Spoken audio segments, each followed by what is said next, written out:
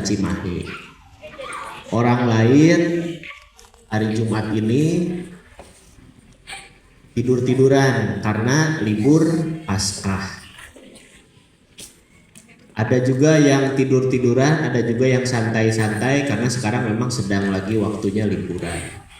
Nah, kami dari Pemuda Muhammadiyah Cimahi memilih untuk melek matanya, untuk menyegarkan badan kita, menyegarkan pikiran kita, untuk kemudian hadir bersama adik-adik semuanya di sini untuk berbagi, untuk sharing ilmu, untuk sharing pengalaman dan lain sebagainya. Kenapa kok bisa beda ya Kang antara orang yang berorganisasi sama yang enggak? Kok yang enggak berorganisasi sekarang lagi tidur-tiduran, kok yang berorganisasi mestinya sama anak-anak di rumah sama istrinya, kok dia milih untuk beraktivitas? Kenapa coba? Karena orang yang berorganisasi, karena mereka yang aktif di organisasi atau yang disebut sebagai seorang aktivis, dia merelakan dirinya untuk keperluan dan kepentingan orang banyak. Adik-adikku yang sama-sama mengharap keridhaan Allah, tentunya tidak mudah ya bisa mengikuti pendidikan keagamaan, khususnya ada istilah pesantren ya, pesantren kilat maksudnya ya. Tentunya tidak mudah. Kita banyak rasa syukur yang Allah berikan berupa manakala langkah kaki kita begitu ringan. Ringannya dengan apa? Bahkan ketika kita melangkahkan dengan ringan itu kita perjuangannya, godaannya dengan apa? Dengan rasa lapar, apalagi ngantuk. Enaknya di rumah ngapain jam segini? Tidur. Apalagi bikin seblak buat buka, masak, apalagi nyiapin kolak misalnya kan, enaknya gitu kan. Tapi kita memiliki kewajiban thalabul ilmi. Makanya kan disebutkan dalam hadis, disebutkan kita udah tahu ya, thalabul ilmi faridatun ala kulli muslimin muslimah. Sampai-sampai wajibnya menuntut ilmu itu bagi kaum muslimin dan muslimah, ikhwan akhwat. Temanya yaitu hablum minanas wa hablum minallah. Ya, karena kalau misalkan di kita berbicara sharing di remaja, namanya sok kadang kudu diplesetkeun ya. Jadi tidak tegang ya, meh tunduh kasar nama. Dan saya juga tadi kalau misalkan tidak Kang Nanda rada-rada mancing-mancing memberentos dia, aduh, astagfirullah, keur mah tadi di perjalanan teh udah tumbuh gitu. Ya, ningali rambutan bareureum, astagfirullah. Dikorote lumayan. Nah, masuklah ke materi. Nah, kita membahas tentang hablum minallahnya dulu ya. Apa sih kita tuh hakikatnya sebagai manusia itu di hadapan Allah itu? Nah, kalau misalkan kita berbicara tentang hakikatnya kita sebagai makhluk, otomatis pasti dalil yang akan dipakai yaitu tentang di dalam surat Al-Zariyat. Ada yang tahu?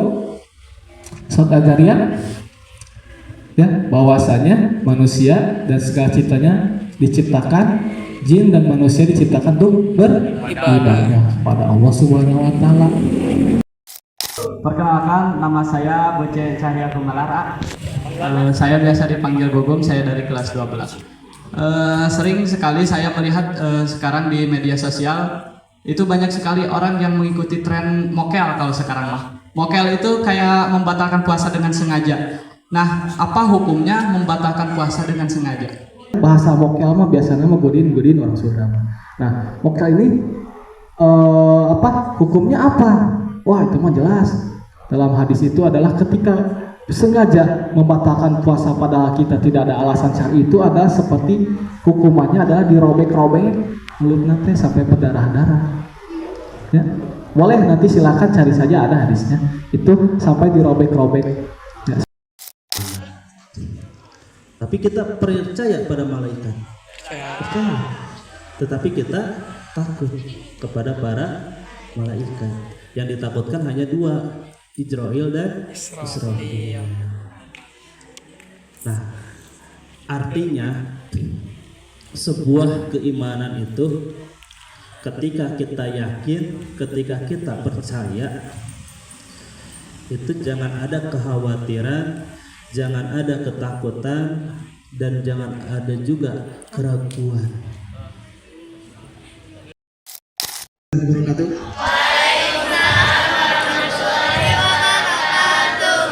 Masih semangat semua? Masih semangat tapi antum berarti itu tuh. Masih semangat? Baik, sekarang kita masuk ke materi ya. Pembawaannya santai dan tidak akan memakan waktu yang lebih banyak seperti materi-materi sebelumnya. Materi sekarang itu yang akan saya sampaikan tentang kebugaran dan nanti di akhir ada pembekalan bela diri. Oke, nanti kita akan tunjuk salah satu, bukan berantem satu lawan satu ya, tapi menunjuk titik fatal di mana harus diserang di tubuh manusia. Gitu. Oke, sekarang ke kebugaran. Saya tanya dulu, ayah masuk olahraga gitu? Tara? Sok. Sekalipun? Ayak. Bisa dipukulkan daya luar hati. Pernah lihat pertandingan boxing lalu ketika body shoot si lawan langsung KO atau nunduk? Ya karena itu ulu hati itu adalah daerah fatal. Lalu yang kedua, kepala belakang sebelah sini. Di pertandingan bebas profesional sekelas UFC, memukul atau menyerang kepala belakang itu tidak diperbolehkan. Maaf ya, tidak diperbolehkan. Karena apa? Sangat berbahaya gitu. Saking fatalnya kepala belakang.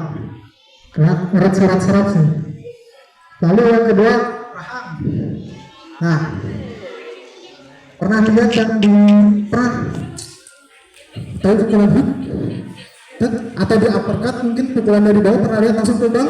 Nah, itu titik fatal yang bisa membahayakan langsung tumbang kan? Kalau itu titik fatalnya rahang sih. Lalu selanjutnya pelipis. Di belakang itu atau serangan pelipis, kita bisa pukul, bisa seperti ini, bisa lain jam, pegangan tangan. Kalau kita asal terus itu akan Leadership. Siap. Leadership. Siap. Leadership. Siap. Kepemimpinan. Kami akan datang. Kepemimpinan. Kami akan datang. Leadership. Siap. Kepemimpinan. Kami akan datang. Mudah-mudahan kalian diberkahi oleh Allah Subhanahu wa taala menjadi pemimpin-pemimpin yang kuat, pemimpin-pemimpin yang hebat. Akhirul kalam. Nasrum minallah wa fatun qarib wa basiril mu'minin. Fastabiqul khairat billahi taufiq wal hidayah. Wassalamualaikum warahmatullahi wabarakatuh.